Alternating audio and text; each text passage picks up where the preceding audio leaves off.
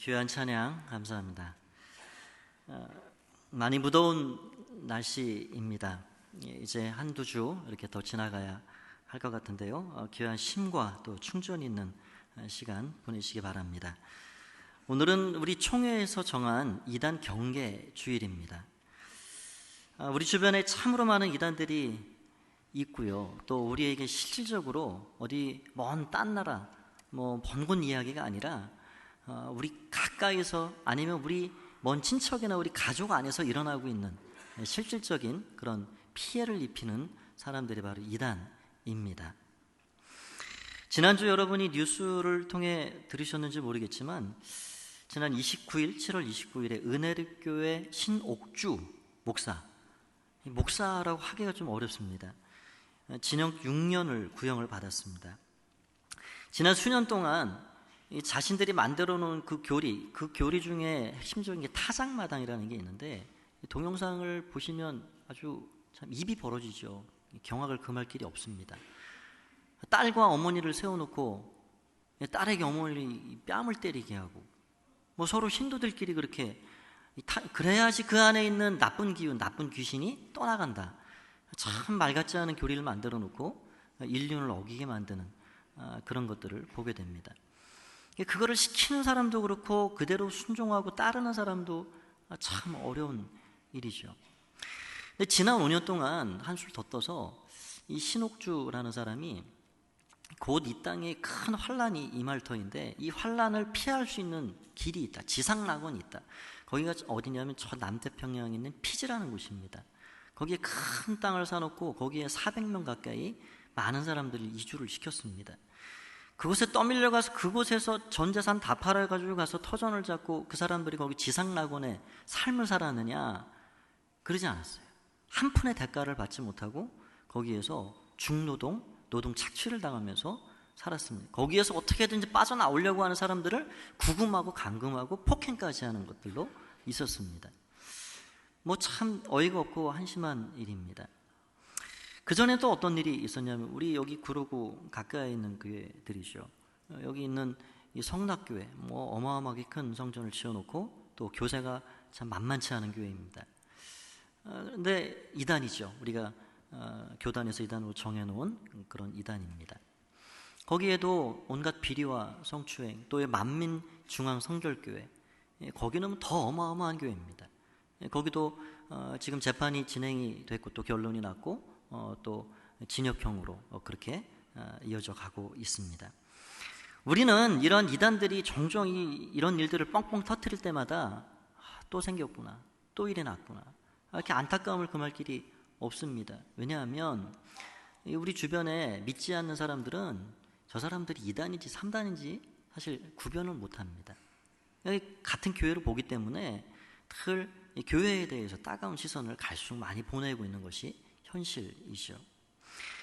참 그런 뉴스를 보면 어이없고 한숨만 나오게 됩니다. 어떻게 보면 우리나라에 이렇게 이단이 많이 생겼을까? 제가 그 이단의 역사를 기록해 놓은 책을 좀 봤더니 우리나라에 공식적으로 이단이 생긴 게 1910년도입니다. 근데 그것이 이제 산발적으로 이렇게 있다가 언제 그냥 뻥 하고서는 크게 이게 우후죽순 생겨나기 시작했냐면, 전쟁 직후에 그 가난하고 어려웠던 그 시기에 이 박태선이라는 사람이 전도관, 지금은 천부교회인데 1955년도에 시작을 했고요. 문선명이 이 통일교를 1954년도에 그것을 만들었습니다. 그 두 개의 이단 종파가 생긴 이후에 거기에서 파생된 여러 그런 격가지들의 이런 이단 사이비 종교들이 많이 생겨났다는 것이죠. 제가 그것을 이렇게 그 이단 학자들이 연구해 놓은, 조사해 놓은 것을 봤더니 그게 이렇습니다. 통일교에서 9개, 박태선 전도관에서 19개, 이유성 세일교. 기억을 하실지 모르겠지만 여기 고척 여기 상가에서 시장 쪽에 이 세일교가 굉장히 오랫동안 있었습니다. 공동생활을 했고 지금은 저리 화곡동으로 갔다 그런 얘기를 들었는데, 거기서 10개가 파생돼 나오고, 김기동 귀신론 12개, 이장님 시한부 정만을 17개, 구원파 7개, 안식교 3개, 신천지 3개. 우리가 아는 신천지는 하나죠. 그런데 몇 년 전에 이 신천지, 이 이만희 교주 내연녀였던 이 김남희 씨가 이 새천지라고 만들었어요. 들어는 보셨습니까? 새천지. 이 새천지의 포교 대상은 교회가 아닙니다. 신천지로 파고 들어갑니다. 그들이 우리 교회에 입힌 그 피해 그대로 지금 당하고 있는 거예요. 이게 경계령을 지금 내려놨고요. 은밀하게 신천지에 들어가지고 빼내는 거예요. 사람들을. 더 많이 생겼으면 좋겠어요. 그럼 이 새천지가 있고 또 새언약교회, 시온산교회 이런 아류들이 계속해서 만들어지고 있다는 거죠. 우리가 알지 못하는 또 그 외에 직통 계시를 받아서 내가 계시받았다, 이게 하나님 뜻이다 라고 만들어진 게 수십 개가 달합니다. 그러니까 이러한 우리가 아는 것 모르는 것 다 합쳐서 이 땅 이 나라에 존재하는 이단 사이비 종파들이 얼마나 많은지 모릅니다. 이 이단 사이비에 등록된 신자 수가 무려 200만 명입니다. 200만 명. 200만 명이면 직할시 인구의 규모이죠. 종교의 통계를 수년마다 한 번씩 내잖아요.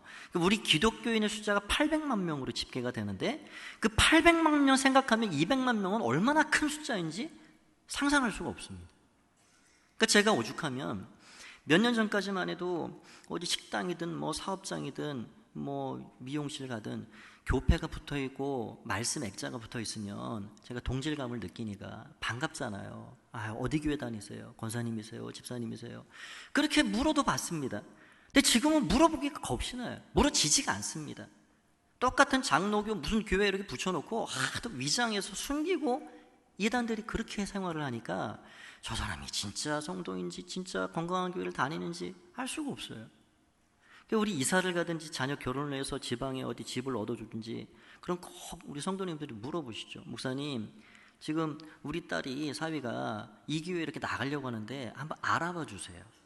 좋은 교회인지 건강한 교회인지 알아봐 주세요. 항상 문의가 요즘은 부쩍 많습니다. 그렇게 하셔야 됩니다. 저희도 이렇게 인터넷 검색해보고 또 이렇게 또 알아도 보고 그렇게 해서 안 되는 거는 이단 현대종교에 전화를 해봐요. 거기에는 위장교회 목록이 다 있습니다. 그래서 이 교회가 진짜 가도 괜찮은 교회인지 다 검사를 하고 그렇게 알려드리는 것이죠. 여러분, 전문가들에 의하면 지난 20년 동안 우리나라의 이단 사이비 종교가 기하급수적으로 늘었습니다. 20년 전만 해도 이단교회 100명이 넘는 교회가 그렇게 많지 않았는데 20년이 지난 지금은 수천 명, 수만 명이 모이는 그런 이단교회들이 많다는 거예요. 이게 참 어려운 문제입니다. 지금도 기하급수적으로 늘어나고 있고요. 우리나라가 온 세상에, 온 세계에 정말 복음을 선교사님들 많이 보내서 그렇게 증거하고 있는데 너무너무 잘하고 있는 일이죠. 그런데 그 잘하는 것 이상으로 못하는 게 하나 있습니다. 복음을 수출하고 복음을 전하는 만큼 그 이상으로 우리나라에서 이단을 많이 수출하고 있다는 거예요. 수출을 해야 할 걸 해야 되는데 이단을 많이 수출을 하고 있어요. 하나님의 교회 같은 경우는 제가 깜짝 놀랐습니다. 조사하면서 147개국 8,800교회가 전 세계에 존재하고요, 300만 명의 등록 신자들을 보유하고 있습니다. 그래서 참 민폐죠. 온 세상 곳곳에 민폐를 끼칩니다. 아프리카나 이렇게 살지 못하는 그런 곳에 병원도 지어주고 사랑으로 섬기는 것 같이 학교 이런 거 다 이렇게 하는 듯해서 국회의원도 끌어내고 공식 행사를 만들어서 그들이 진행하고 그렇게 하면서 끝내는 그들의 속내를 드러내게 돼 있죠. 그래서 때로는 어떤 가정은 가정을 파탄내게 하고 어떤 사람은 재산을 몰수해가지고 삶을 무너뜨리게 하고 우리나라에서 피해 입히는 것을 외국에서도 온 세상이 그렇게 하고 있는 걸 보게 됩니다. 오늘 읽은 본문에 보면 이 초대교회도 지금 우리 주변에 일어나고 있는 이단의 이런 문제들이 똑같이 있었던 것을 보게 됩니다. 여러분, 진짜가 있으면 진짜 주변에 수많은 복사본들이 있어요. 가짜가 있는 거죠. 가짜가 많다는 거는 결국 알맹이 진짜가 있다는 겁니다. 진짜 돈이 있으니까 위조를 만들어내죠. 위조 집회를. 기독교 관련된 이단들 대부분입니다.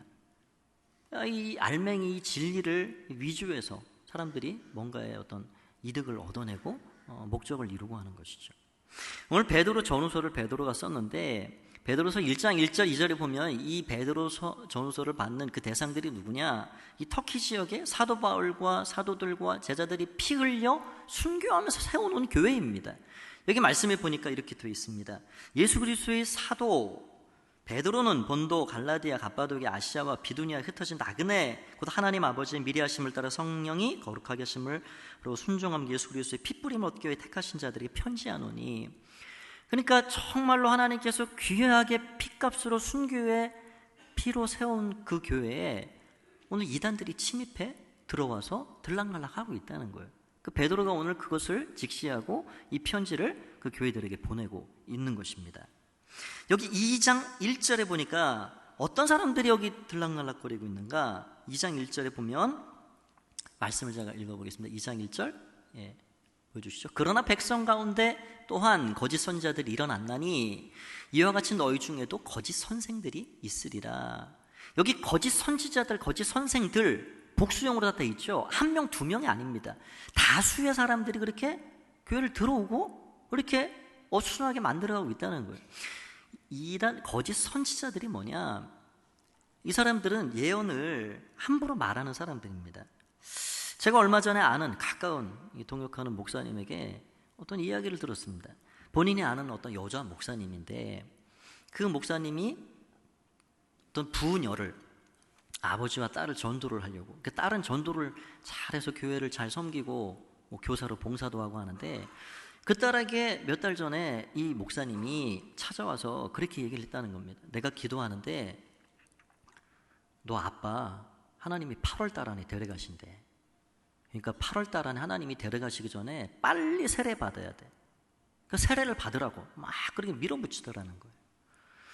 제가 그 이야기를 듣고 내가 아는 성령님은 그런 분이 아닌데 이거 꼭 모양새가 무당하고 비슷하네. 8월 달에 하나님이 데려가신다고 그렇게 말씀까지 주실까?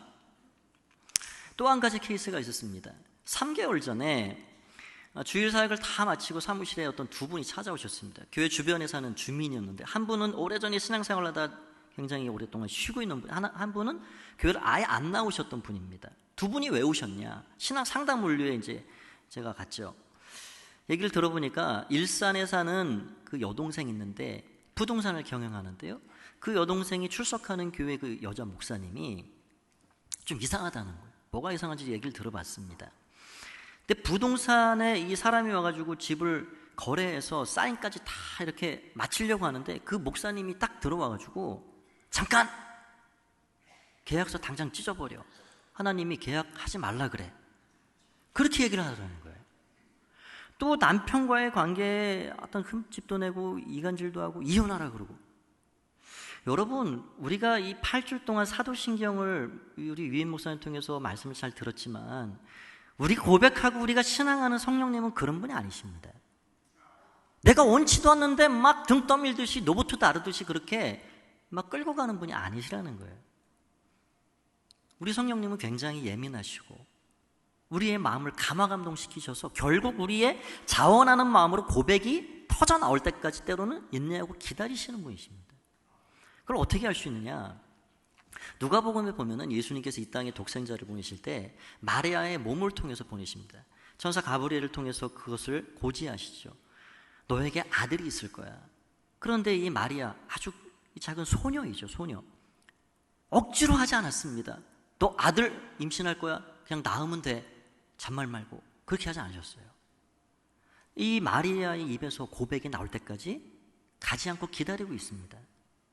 주의 여종이 오니 주의 말씀대로 제게 이루어지게 해주십시오. 그 가냘픈 여인의 입에서 주님 제가 아멘으로 제 자신을 드리겠습니다. 하나님 뜻이라면 하나님 뜻대로 저를 사용해 주십시오. 지금은 이해가 안 되지만 제가 그렇게 하겠습니다. 그 고백이 그 연약한 여인의 입에서 터져나오고 고백이 되어지고 허락이 될 때까지 천사는 기다리고 있는 거예요. 그 고백이 난 다음에 그 다음 일을 착수하는 겁니다. 성령님이 하시는 일은 항상 그렇습니다.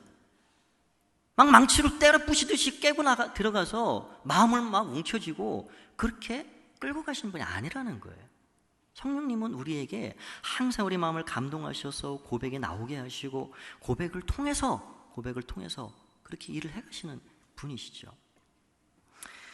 이러한 자기의 이 뜻을 따라서 예언을 함부로 말하는 사람들, 그 사람들이 이 초대교회 가운데 있었다라는 걸 말해주고 있습니다. 또 한 사람들은 이 거짓 선생들, 이 잘못된 교리들, 그런 것들을 확신 있게 가르치고 자기만 웅덩이에 빠지는 것이 아니라 가르치는 그 제자들까지, 사람들까지도 웅덩이에 함께 빠뜨려버리는 거짓 선생들이 있었다는 겁니다. 이런 사람들의 특징이 뭐냐? 여기 1장 20절 말씀에 보니까 이렇게 되어 있습니다. 이 사람들이 성경의 예언들을 사사로이 풀 것이 아니니. 뭔지 알 것은 성경의 예언을 사사로이 풀 것이 아니니.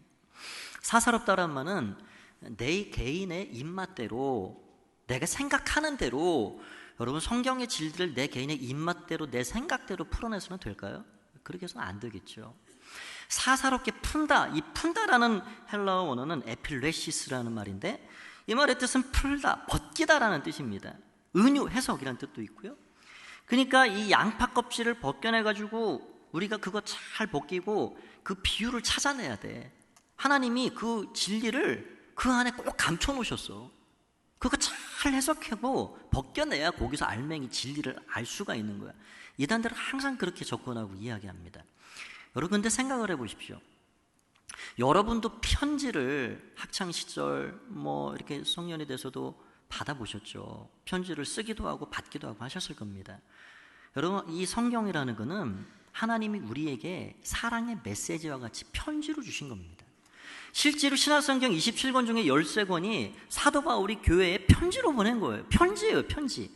여러분, 편지를 보내는데 그 안에 아무도 모르게 그것을 내용을 꼭꼭 숨겨가지고 양파 껍질 꼭 벗기고 비율을 꼭 풀어야지만, 그래야지만 알 수 있도록 골탕 먹이려고 편지 보내는 사람이 있을까요? 하나님이 우리에게 이 사랑의 메시지를 주시면서 너희가 100번 1000번 읽어도 이거 몰라, 내가 그렇게 보낸 거야, 그렇게 우리에게 이 성경을 주셨을까요? 그럴 리 만무합니다. 예수님께서는 읽는 자는 깨달을진저 듣는 자는 깨달을진저, 우리가 읽고 들으면 얼마든지 알 수 있도록 우리에게 이 말씀을 주셨어요. 신천지는 그렇게 이야기하죠. 예수님께서 천국 비유를 다 비유로 말씀하지 않았느냐. 여러분, 비유라는 게요, 더 우리의 눈높이를 맞춰서 말씀하신 겁니다. 하늘의 새를 들어 들의 풀을, 또 포도원의 어떤 농사 짓는 것들을 통해서, 집 나간 아들을 통해서, 누가 들어도, 초등학생이 들어도 그거를 들으면 알 수 있도록, 이해할 수 있도록 주신 말씀이에요.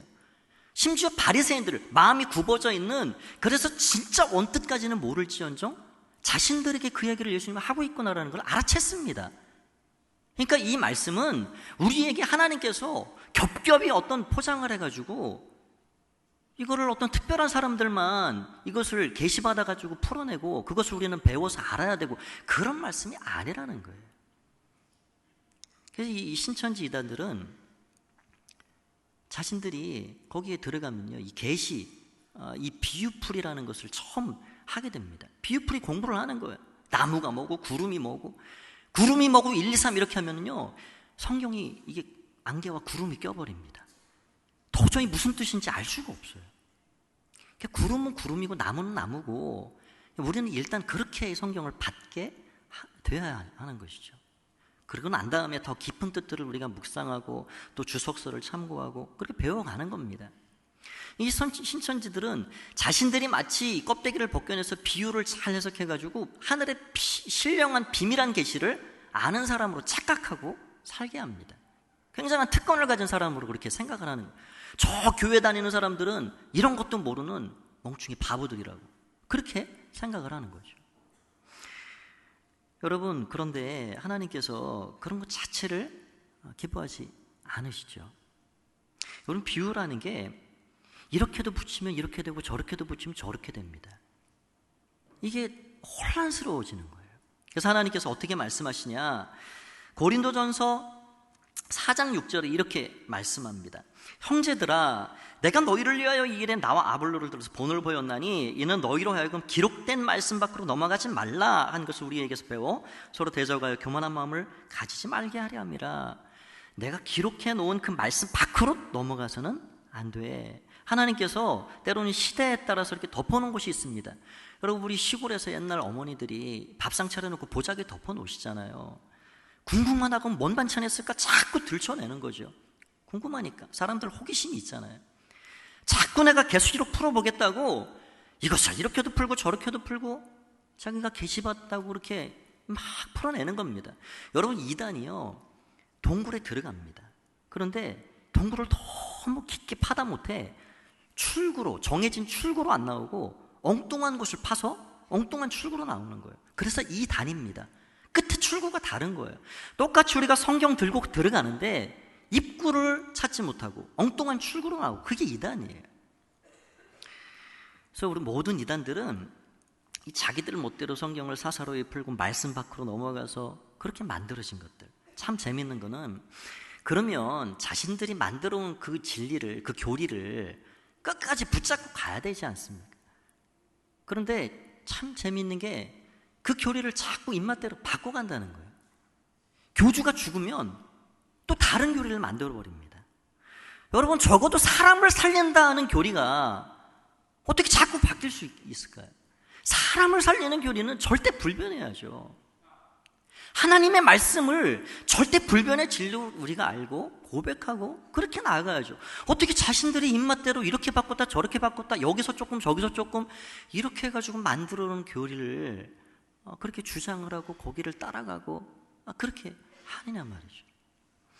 여러분, 그래서 모든 이단들이 이렇게 살펴보면 뿌리를 보면 열매를 알 수 있습니다. 이단이 지금 뭘 하고 있는지, 하나님에게 봉사활동 엄청 합니다. 한번 보세요. 여러분, 그거는 진짜 열매가 아니에요. 포장입니다. 포장. 그들의 시작이 어디서 됐는지, 그 뿌리가 어디서 됐는지를 살펴보면 그들이 지금 제대로 된 단체인지 제대로 가고 있는지를 알 수가 있습니다. 여러 이단들이 있지만 제가 우리의 이 피부에 제일 와닿는 신천지 하나님의 교회 간단하게 말씀을 드리려 합니다. 신천지 어떻게 시작이 됐냐면, 이만희 씨가 1957년도에 전도관에 들어갑니다. 이것은 이 신천지 홈페이지에 기록이 돼 있는 사항입니다. 전도관에 들어가서 10년 동안 거기서 뭘 배웠겠죠.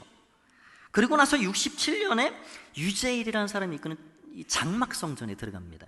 그런데 이 유재일이 누구냐면, 유인구라는 아버지가 자기 아들이 메시아다 해가지고 자기와 아들을 요한계시록 나오는 이 두 중인으로 그렇게 내세웁니다. 그래가지고 이 이만희가 이 두 중인을 잘 꼬봉처럼 섬긴 거예요. 이렇게. 그랬는데 이 유재열이 1969년도 11월 30일에 종말이 온다, 이 장막성전 안에 있는 14만 4천 명만 구원받는다, 그렇게 공포를 해버렸습니다. 그런데 결국 그것이 불발돼 버렸죠. 종말이 오지 않았습니다. 그래서 거기에서 이거 사기구나. 그래서 이 이만희와 백만봉이라는 사람이 유재열을 사기죄로 고소하고 나왔습니다.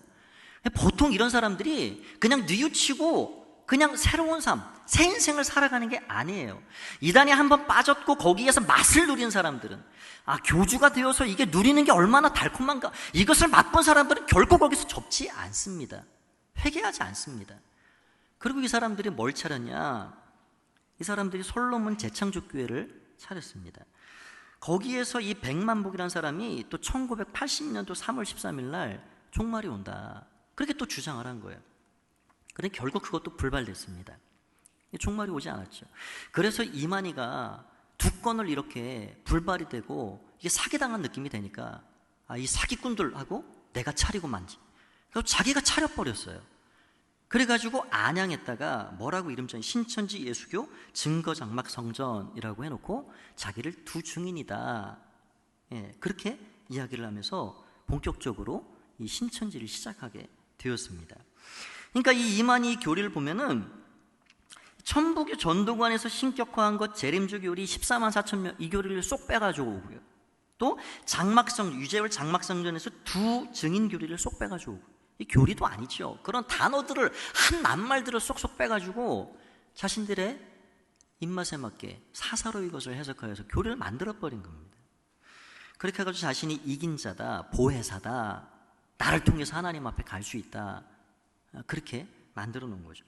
여기 이 신천지의 이 중요한 교리 중에 하나가 뭐냐면 신일합일 영생불사라는 게 있습니다. 이게 뭐냐, 간단히 말씀드리면 이 천국 어딘가에 복음을 위해서 순교한 14만 4천 명의 영혼이 있는데, 이 신천지 안에 육신을 입은 이 사람들 14만 4천 명이 꽉 차는 날이면 그 하늘에 있는 영들이 이 땅에 내려와서 육신에게 하나가 돼서, 영혼이, 이 육신과 이 영혼이 하나가 돼서 합일된다. 그러면 이 육체가 영원히 죽지 않고 살게 된다. 그것이 영생불사입니다. 신인합일 영생불사. 그래서 이미 이 신천지에 빠져있는 이 신도들은 이만희가 이미 이긴 자고 이미 보혜사잖아요. 이미 합의를 이룬 사람으로 알고 있는 거예요. 신인 합의를 이룬 사람이기 때문에 영생불사의 존재로 알고 있습니다. 이만희 절대 안 죽는다고 아주 굳건히 믿고 있습니다. 이런 것에서 또 이 신천지가 교리를 바꾸는데요, 이게 2012년에 이런 일이 그 전에 일어난다. 이만희가 공공연하게 그것을 탈퇴자가 하는 증언에 의하면 그렇게 말하다가 결국 지금 18만 명, 20만 명이 육박합니다. 그러니까 14만 4천 명만 구원받는다 해놨는데 이게 큰일이잖아요. 20만 명이 돼버렸는데. 어떻게 지금 교리를 또 바꿨냐면, 신천지 장막에 불러들인 이 들어온 사람만 구원받는 게 아니라 이 중에 하나님이 선별하신다. 인을 맞아야 된다. 인친 14만 4천 명만 구원받는다 해가지고 인을 맞기 위해서 시험을 보고 거기에서 몇 점 이렇게 추려내고 그런 것들을 계속해서 하고 있는, 그러니까 서로 경쟁을 합니다. 서로 이렇게 자신의 입맛에 맞게 그렇게 교리를 바꿔가면서 사사로이 성경을 해석하는 이런 이단 단체들, 뭐 다 그 수법이 비슷비슷하죠. 하나님의 교회, 이 하나님의 교회는 더 아주 흉악한 사람들입니다. 여러분, 우리나라의 이 하나님의 교회 건물이 400개가 넘게 있는데요, 아까 말씀드린 데 147개국 8,800교회 300만 명의 교인을 가지고 있습니다. 이 사람들은요, 이 안상홍이라는 사람이 시작이 된 종교인데 1964년에 안식교, 우리로 말하면 이단이죠. 안식교에서 안수를 받고 나서 본인이 차렸습니다. 근데 자기가 재림주의가 하나님이라 그렇게 이야기를 하죠. 그런데 이 안상홍이 죽은 것을 보면 참, 하나님이 참 저렇게도 죽나? 어떻게 죽었냐면 서울 남부법원 제2형사부 판결문에 그렇게 기록이 되어 있는 내용이랍니다. 1985년 2월 달에 어느 식당에서 국수를 드시다가 국수를 다 먹고 뇌출혈이 와가지고 발작을 일으켜 거기서 사망했습니다. 하나님도 저렇게 좀 죽는구나. 그 안상홍이 죽고 나서, 안상홍이 죽기 전에 누구와 결혼을 했냐면 본부인과 이혼을 하고요, 거기에 전도사 역할을 하던 장길자라는 여인이 있었습니다. 그 장길자라는 사람도 아이까지 있는 그런 유부녀였는데 이혼을 하고 둘이 결혼을 한 거예요. 그리고 영원히 결혼을 한 것이다. 하늘나라의 그런 이 결혼식이다 해가지고 이 장길자를 새 예루살렘 또 신부 이렇게 호칭을 하게 만들었죠. 안상홍이 죽고 나서 2대 교주를 하나님 어머니로 확 띄워버린 것입니다. 그래가지고 그들이 어떻게 지금도 기도를 하냐면, 우리는 다 기도하고 예수님의 이름으로 기도합니다 그러잖아요. 근데 그들은 실질적으로 안상홍님의 이름으로 기도합니다, 그렇게 기도를 합니다. 근데 이게 촌수가 참 이상하잖아요. 창시자 1대 교주의 이름으로 2대 교주 장길자 하나님에게 기도를 합니다. 이게 뭔가 거꾸로 돼 있죠. 이 상식으로 생각을 해봐도 참 앞뒤가 안 맞는다 생각이 됩니다. 여러분, 이러한 자들 하나님께서 인정하지 않으시고 하나님께서 결국 그것을 뽑으시고 심판하신다 말씀하고 계시죠. 예레미야 23장 25절 말씀에 이렇게 말씀합니다. 내 이름을 거짓으로 예언하는 선지자들의 말에 내가 꿈을 꾸었다 말하는 것을 내가 들었노라. 내가 꿈 꿨다고, 내가 하나님 음성 들었다고 이래라 저래라 하는 사람들, 여러분 귀담아 듣지 마십시오. 여러분, 하나님 앞에 여러분이 응답받으시고 여러분이 하나님의 마음을 느끼셔야 합니다. 하나님 말씀을 읽으면서 그 하나님의 뜻을 여러분이 발견해 가셔야 합니다. 또 마태복음 15장 13, 14절에 이렇게 이야기합니다. 예수께서 대답하여 이르시되 심은 것마다 내 하늘 아버지께서 심지 않은 것을 뽑힐 것이니 그냥 두라. 그들은 맹인이 되어 맹인을 인도하는 자로다. 만일 맹인이 맹인을 인도하면 둘 다 구덩이에 빠지리다. 하나님이 심지 않은 것은 뽑히게 되어 있다라고 말씀하고 있습니다. 이러한 자들을 결국 우리는 이단이라 그럽니다. 사사롭게 성경을 풀어서 자의적으로 만든 집단, 이런 것들 이단이라 그러는데, 오늘 읽은 본문 2장 1절 말씀에 이 이단이라 하는 이 헬라어가 하이네시스라는 말인데, 이 원뜻은 취하는 행위, 움켜쥐다 이런 뜻을 가지고 있습니다. 그러니까 무언가를 공격해서 분리시키고 빼앗는 것, 이게 이단의 뜻입니다. 하이네시스, 이 뭐 하이에나하고 하이에나하고 이 비슷한데, 이 하이에나가 그런 특징을 가지고 있잖아요. 내가 취한 내 것이 아닙니다. 내 먹이가 아니에요. 그런데 남의 것을 빼앗는 거예요. 갈취하는 거예요. 그렇게 하이에나처럼 먹이를 취하고 움켜쥐고 하는 특성을 가지고 있다는 겁니다. 아주 흉악한 무리들이죠. 양의 탈을 쓰고 안에는 시커먼 마음을 가지고 접근을 합니다. 이리들처럼 어떤 음탕한 그리고 탐심의 마음을 가지고 접근을 하게 되어 있죠. 그래서 이들의 어떤 본심이 뭐냐 하면 두 가지로 이 베드로서가 말씀하고 있는데, 첫 번째로는 여기 2장 2절 말씀을 보시기 바랍니다. 2장 2절에 이렇게 되어 있습니다. 여럿이 그들이 호색하는 걸 따르리니 이로 말미암아 진리의 도가 비방을 받을 것이요. 결국 이 이단 사이비에 빠져 들어가는 사람들은 이 교주를 위해 이용받고 말아버립니다. 교주의 육신의 어떤 쾌락의 도구가 돼버리는 것이죠. 지금도 작년 2월 달에 출소했지만 지금도 여전히 새를 불려가는 JMS 정명석 교가 있습니다.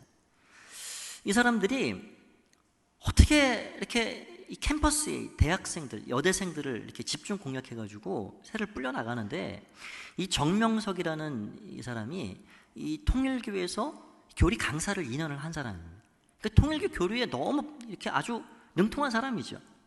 그러니까 2년 동안 그렇게 배우고 1980년도에 이 JMS를 시작을 하는데, 그 통일교 교리 30개론을 그대로 거의 가져옵니다. 그래가지고 유수한 대학의 이 캠퍼스에 이 여대생들을 집중 공략해서 여인들을 농락시키고, 그렇게 성추행을 하고, 그렇게 해서 10년 구형을 다 치르고 작년 2월에 출소를 했습니다.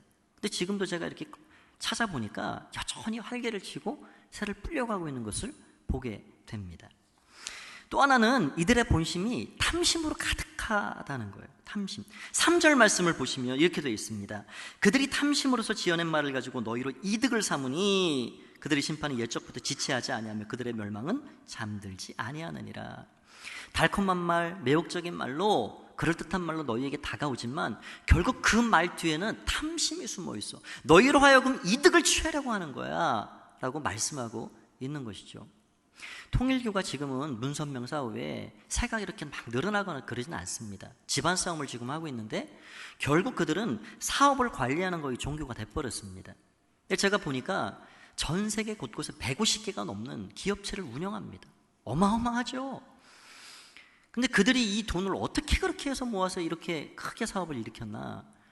뭐 우리 어르신들 잘 아시겠지만 그냥 이 어린이들까지 껌팔이 시키고요, 신문팔이 시키고요. 일본에서도 이런 일들이 미국에서도 있었고요. 아주 사회적인 문제거리가 되어버렸습니다. 그러니까 어떻게 이 성도들을 착취시켜가지고 그걸 싹싹 긁어 모으는 거예요. 그렇게 해가지고 일어난 게 이 통일교입니다. 하나님의 교회, 아까도 말씀드렸지만 그 건물들을 보면 다 으리으리하고 반듯반듯합니다. 그 건물들 다 어떻게 해서 저렇게 잘 지어놨을까? 이 하나님의 교회에 피해를 입은 사람들이 모임을 하는 것들이 굉장히 많은데 거기에 보면 나는 재산을 다 뺏겼어요, 나는 가정이 파탄났어요, 이런 피해의 증언들이 수도 없이 올라오는 것을 보게 됩니다. 신천지요? 작년 12월 달에 신천지 본부에서 보낸 문자가 이렇게 입수된 게 있습니다. 여기 화면을 한번 보시면, 그 화면에 잘 글씨가 안 보시기 전에 제가 한 중간 정도까지 읽어드리겠습니다. 무슨 문자냐면, 고등학생이야 70세 이상 군입대자 병원 입원자 제외한 자 중 금년 전도 못한 자는 전도비를 각자 100만 원씩 자기 지파에 내야 한다. 만일 전도도 못하고 돈을 못 낸 자는 스스로 탈퇴하라. 또 전도 못한 자는 각자 10만 원씩을 총회 재정부로 보내야 한다. 전도비는 12월 28일까지 보내야 한다. 전도를 못했으니 당연히 전도비를 내야지. 공짜 천국이 어딨냐? 피 흘린 영혼들이 보고 있다. 그 피가 얼마나 많은지 아느냐? 결국 교주들의 속셈은 자기 주머니 채우는 거예요. 전도 못했다고 100만 원씩 내고 총회 상납금으로 10만 원씩 더 내고 그렇게 하고 있다는 거죠. 우리 신천지가 왜 이렇게 눈에 불을 켜고 이 포교 활동에 그렇게 열심을 내는가? 그들의 교리 중에 전도를 해야, 한 명을 포교해야 내 이름이 생명책에 기록된다 라고 되어 있습니다. 영혼이 불쌍해서? 저 사람 지옥 가는 게 불쌍해서? 아니요.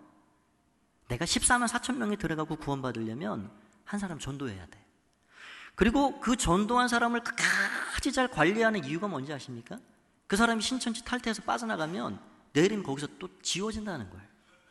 그러니까 손 뒤집어 놓고 보면 너무 이기적이죠. 나 구원받으려고 부모도 자녀도 직장도 눈에 안 들어오는 거예요. 나 하나 구원받기 위해서는 수단과 방법을 가리지 않습니다. 여러분, 오늘 이러한 참 사사로의 말씀을 풀어서 자신의 탐심을 채우고 이득을 챙기고 육신의 어떤 정욕을 챙기고 이러한 이단 사이비들을 사도 베드로는 조심해라, 조심해라. 1장 19절 말씀이 그렇게 되어 있어요. 조심해라. 같이 한번 읽어볼까요? 1장 19절 말씀입니다. 시작. 또 우리에게는 더 확실한 예언이 있어 어두운 데를 비치는 등불과 같으니 날이 새어 샛별이 너희 마음에 떠오르기까지 너희가 이것을 주의하는 것이 옳으니라. 의의 태양 되신 예수 그리스도, 그분이 우리의 마음에 확 들어오셔서 우리가 주님을 만나 뵈는 그날까지 항상 이것을 주의하는 것이 옳으니라. 여러분, 주의하지 않고 어느 누구도 장담할 수가 없습니다. 주의해야 합니다. 그래서 제가 요 마지막 짧은 시간에는 어떻게 하면 우리가 이 신천지나 하나님의 교회 이런 데 빠지지 않고 예방할 수 있는가, 몇 가지를 간단히 말씀드리고자 합니다. 예방법 첫 번째는 먼저 우리가 구원의 확신을 갖는 것입니다. 이거에 흔들려서는 절대 안 되죠. 우리에게 예수 외에 구원자가 없는 줄 우리는 확실히 믿습니다. 그것이 우리에게 증언하는 성경의 핵심이에요. 사도행전 4장 12절에 그렇게 우리에게 말씀을 주고 있죠. 같이 한번 읽어보겠습니다. 시작. 달인으로서는 구원을 받을 수 없나니 천하 사람 중에 구원을 받을 만한 다른 이름을 우리에게 주신 일이 없음이라 하였더라. 여러분, 지금 이단, 이런 사이비 종교들이 지난 이단의 역사들을 이렇게 한번 눈을 크게 뜨고 보기만 했어도 이렇게 똑같이 답습은 하지 않을 거예요. 문선명도 죽었습니다. 박태선도 죽었습니다. 여러분, 영생불사하고 나는 영원히 산다라고 하는 교주들이 남아있는 사람이 없습니다. 그런데 자신들은 계속 산다는 거예요.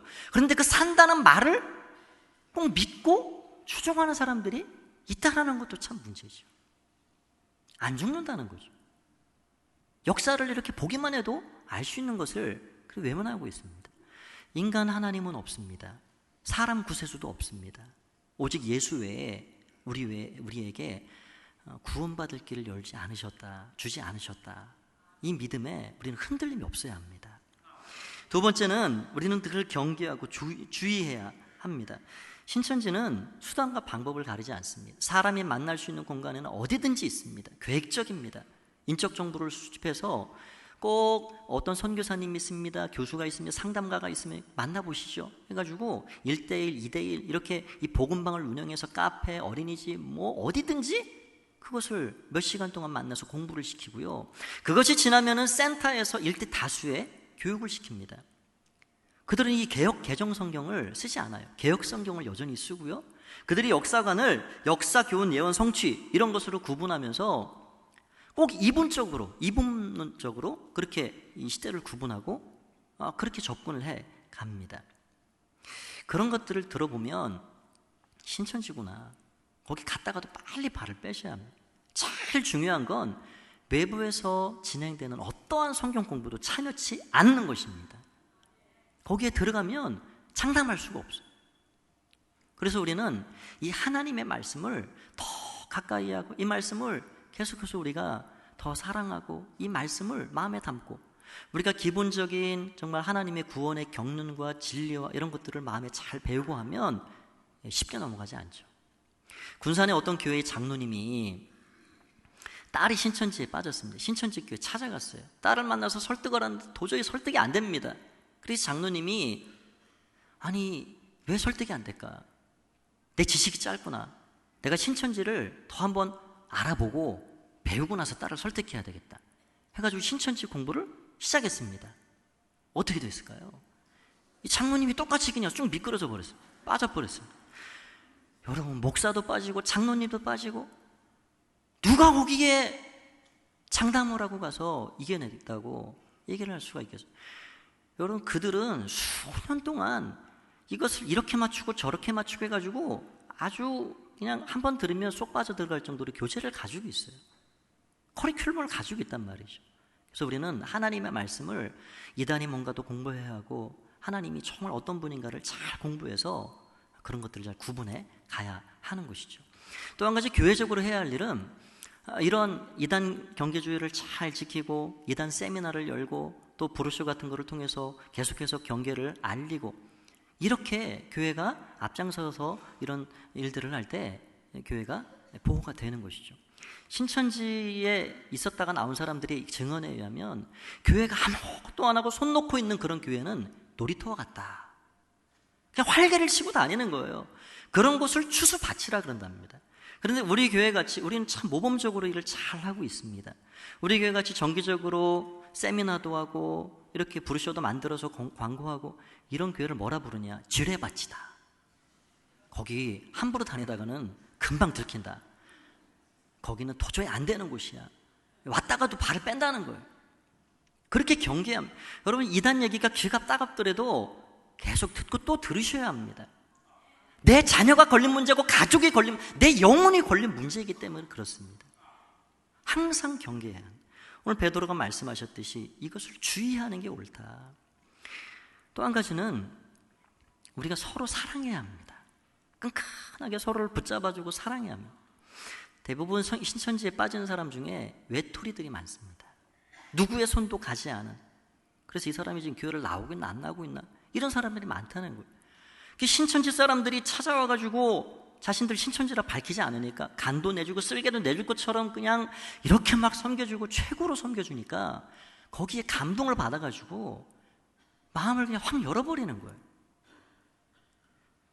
여러분, 그래서 지금도 거기에 이 이만희가 진짜 교주가 아니고 잘못된 거라 아는 사람이 있음에도 불구하고 관계가 너무 끈끈해지니까 알고도 못 나오는 사람들이 있다는 거예요. 여러분, 이단들도 그렇게 예수님 말씀하신 것처럼 서로 사랑해라. 비진리를 가지고도 그렇게 나 구원받기 위해서 사랑을 흉내를 내고 사랑을 그렇게 실천하고 있는데 참된 예수님의 진리를 가진 우리 성도들이 이단보다 더 사랑하고 살아야 되지 않을까요? 이단보다 더 관심 있게 서로를 붙잡아주고 격려하고 끌어주고. 여러분, 그래서 오늘 제가 여러분 2부 예배 때도 오신 분들에게 숙제를 내드렸는데 3부 예배 때도 숙제를 드리려 합니다. 여러분들 오늘 예배를 끝나고 이렇게 가시면서 오늘 오후 시간 이렇게 이용하셔서 여러분 목장에 여러분 가족 중에 한 분 이상 꼭 한번 전화를 하셨으면 좋겠습니다. 내가 전도한 분들 중에 교회를 뜸하게 나오고 요즘 뭐하고 지내는지 통 연락을 안 취해서 소식이 없는 분들, 우리가 더 관심을 가져야 합니다. 우리가 관심을 갖고 그들이 신앙적으로 소외되거나 멀어지지 않도록, 그들이 그래서 곁길로 엉뚱한 곳에 빠지지 않도록 우리가 서로의 손을 붙잡아주고 서로 교제하고 서로 사랑하고, 이런 성도의 교제가 이 뜨거운 교회, 그런 교회는 이단이 왔다가 돼서 떠나가 버리는 것이죠. 성도의 교제가 끈끈해야 합니다. 말씀을 정리하겠습니다. 하나님은 한 영혼도 잃기를 원치 않으십니다. 멸망을 처하기를 원치 않으시고 모든 하나님의 백성들이 다 구원에 이르기를 원하시는 분이십니다. 우리가 이 땅 살아갈 동안에도 하나님 은혜를 통해 살아가고 그 하나님 나라의 그 천국의 맛을 보며 살아가고, 하나님의 은혜 가운데 정말 우리가 한 명도 낙오 없이 다 천국에 이르러서 하나님 주시는 그 놀랍고 크신 은혜를 다 누리며 살기를 원하신다는 것이죠. 여러분 모두가 오늘 말씀 주신 것처럼 모든 것에 경계하고 주의하고 해서 내 영혼뿐만 아니라 가족과 우리의 공동체를 잘 지켜나가서 믿음으로 승리하고 하나님 앞에 온전히 자리다 칭찬받고 하나님께 영광 올려드리시는 그런 하나님의 백성들이 다 되시기를 오늘 말씀을 통해 간절히 축원드립니다. 기도하겠습니다. 하나님, 은혜 감사합니다. 이것을 주의하는 것이 옳으니라 말씀하신 대로 우리 주변에 우리 영혼을 갉아먹고 가정을 파탄내고 우리의 삶을 망가뜨리는 거짓 교리와 가르침, 이런 것들을 잘 눈을 또 보게 하시고 우리 영혼뿐만 아니라 우리의 모든 공동체 가족까지 지켜나갈 수 있는 믿음의 승리자들이 다 될 수 있도록 도와주시옵소서. 예수님의 이름으로 기도하옵나이다.